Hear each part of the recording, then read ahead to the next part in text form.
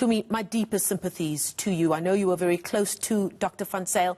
I think I saw your tweet of just a row of heartbreak emojis, and I just knew that this was the news that so many of us had dreaded was coming through. Your thoughts on your friend Dr. Sindi van Zyl as we think of the huge impact that she had in only 45 years on this earth? Thank you for having me on the show.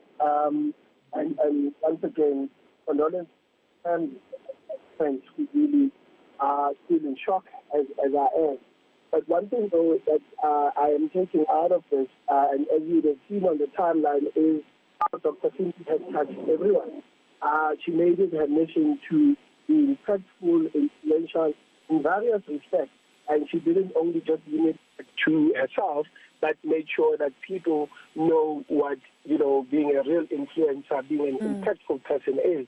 And I think, if anything, we should be celebrating her life and making sure that we continue being less toxic and ensure that we are oozing that positivity that she was throughout her life.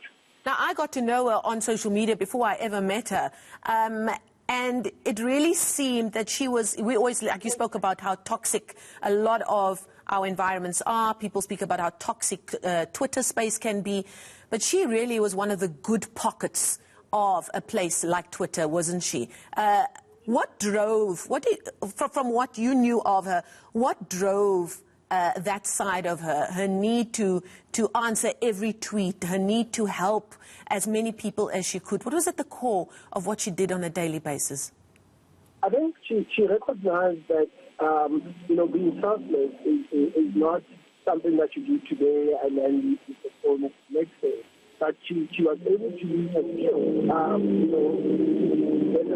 almost everyone, despite her having a successful medical practice, despite her being busy as a mother as well. But what she did, though, was because of the equality gap in the country, she was able to say, for someone who may be suffering or has a medically related condition, if she were to share that, it may help someone else. And I think that really was something that we could take from her and learn, be it, being a professional attorney or being anywhere in the industry. If you have business opportunities that you may know of, I think it's incumbent on us, if you really love Dr. Sindi and if you took her learnings, that you share throughout and point out to people that it's about sharing the love and ensuring that we keep this going. So I think really it came out of love, it came out of dealing with the inequality that we are experiencing and making sure that everyone really gets the benefits and the benefits.